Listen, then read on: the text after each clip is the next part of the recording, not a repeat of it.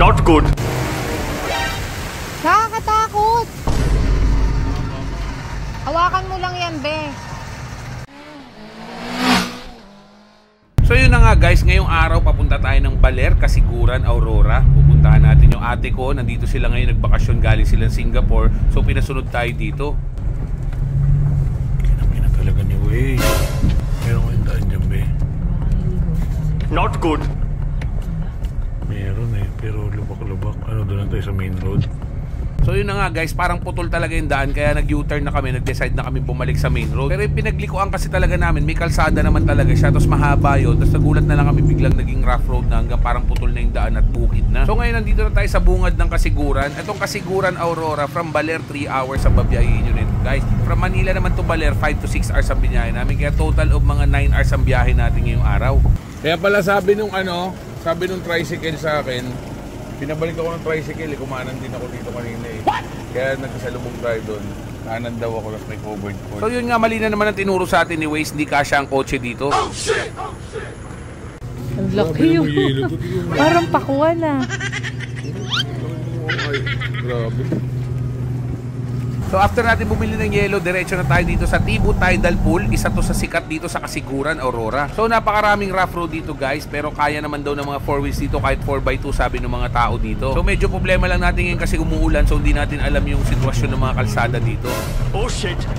So may part dito na sobrang lakas ng ilog, ingat lang daw sabi ng tao, kaya minabuti kong lakarin, tingnan muna kung gaano kalakas yung agos ng sinasabi ni kuya. So medyo maliit siya na river crossing pero gatuhod yung lalim at medyo malakas yung current. Kaya naman ang dala natin sa sasakyan since 4x4 siya, pero yung kasama kasi natin yung ate ko, nakaban lang sila na 4x2. Nakakatakot. Oh no. Yan, nakatawid din. Langya ka, Jetlaw.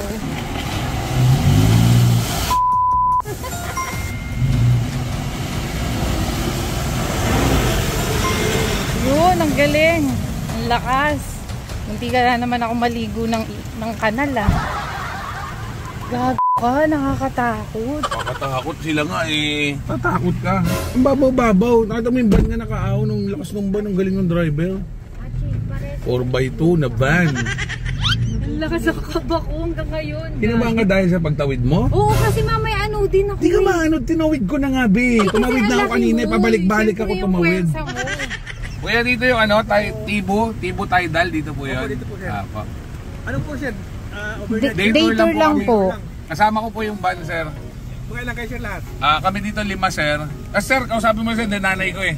So yun nga guys, set up natin dito yung awning tent natin na 270, galing yan kay RCM. Siyempre para meron tayong sisilungan dito abang nag-aantay tayo sa mga bata na maliligo. Siyempre naglabas din tayo ng mga camping chair at camping table natin dito. Siyempre hindi na natin set up yung rooftop tent since day tour lang naman tayo dito at di tayo matutulog dito. So ito yung tinatawag na Paradiso di Kasiguran, dito to sa Tibu Tidal Pool.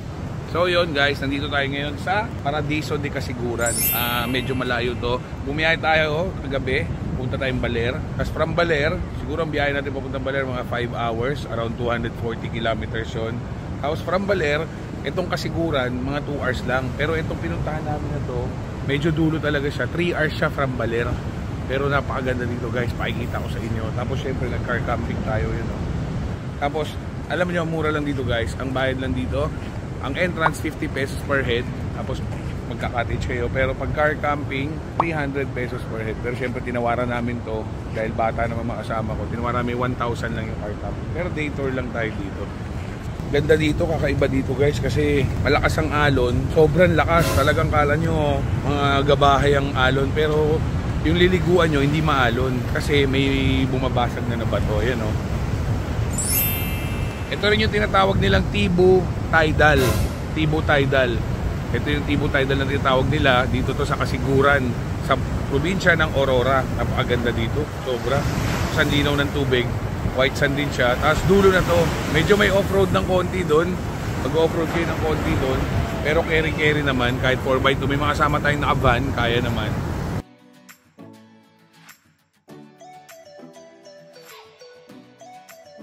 So naligo na rin tayo, syempre nainggit tayo sa mga bata, no, para banding na rin natin kasama yung mga pamilya natin.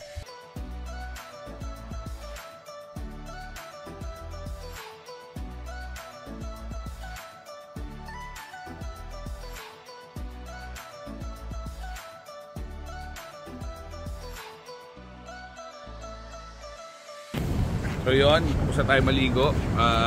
Naantay natin maluto yung pagkain, syempre kakain naman tayo. Siyempre shoutout din sa mga ka-churchmate ng ate ko. Yung church nila is yung City Harvest Church. Mga nakapila po yan sa ihawin. Oh no! So yan, syempre, flex lang din natin yung setup nito. Ang nagbihis nito by si Sir Francis ng FSR. Kita nyo naman, ang laki ng pinagbago. Yan o, magmula sa suspension na ARB BP51, Esperance na ARB, syempre water port, pati steel bumper, ARB harap likod, tsaka tire delete kay FSR lahat yan. Napakamura lang guys, sobrang mura. Kung magtatanong nyo, yung tire delete, 10,000 plus lang yan. Tapos ito, nagustuhan ko to. Meron akong gold runway na dati ng ilaw sa motor ko. So nilagyan ni Sir Francis ng ganito. Walang butas yan guys, naka-bracket sa loob yan.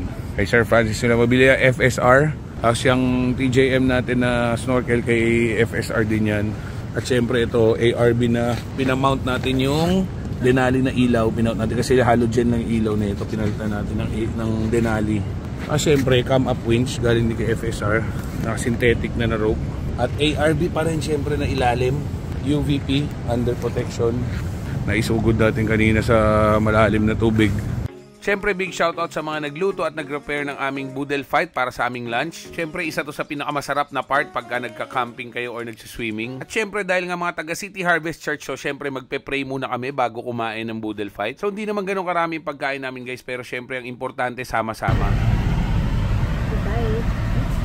Nagamitan natin ngayon ng winch kasi yung kasama natin na bulahaw yung van. Oh no! Not good. Hawakan mo lang yan, be.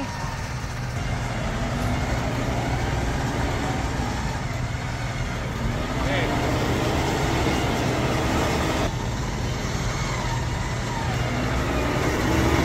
Tandaan lang yung tira. Oh, manibela! Manibela! Yan, diretso lang, manibela. Okay. Buti na lang dito si Jetlaw! Go, Jetlaw Rider! Ano? Go, Jetlaw Rider! Buti na lang nandito si Jetlaw Rider. Kung hindi, bailahaw kami talaga. So, hindi naman tayo pinawisan kasi may winch. Siyempre kasama natin yun yung van nung ate ko nakasakay doon tsaka pamilya nila. Nung papunta kami malakas ang ulan pero nakatawid kami. Kaya lang after nung palabas na kami, wala nang ulan kaya lang lumambot na lahat ng lupa. Kaya talagang kumunoy na siya.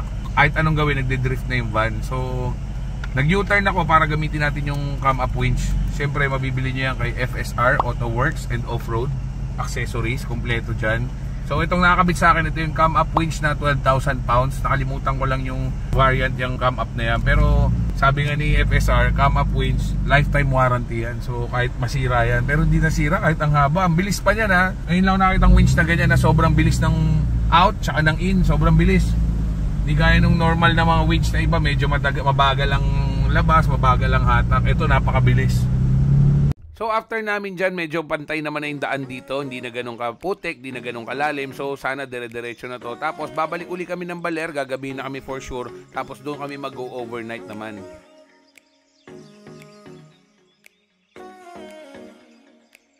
So usually naka 4x2 lang lagi tayo dito, no? Nag 4x4 lang tayo nung naramdaman na natin na dumudulas yung gulong natin nung palabas tayo. So after nga nito, hindi na tayo nakapag-video, no? Dahil syempre nagbanding na kami kasama yung pamilya namin. So yun, day 2 na namin ngayon dito, no? Sinet up lang natin tong rooftop tent natin dahil gusto ma-experience ng mga pamangking ko kung paano matulog dun sa rooftop tent. Although may bahay kaming tinuluyan dito sa Baler. At dahil nga mga Singaporean citizen tong mga pamangking ko, so madalas sila nasa Singapore na sila naka-base, so hindi na sila umuwi dito, minsan na lang kung magbabakasyon. Kaya banding moment nila tong magpipinsan. Kaya nag-surfing sila kasama sila Wacky Boy. So kung nagustuhan mo tong video na to guys, please like, share, and follow. Jetlaw Rider po ito hanggang sa susunod na video. Let's go!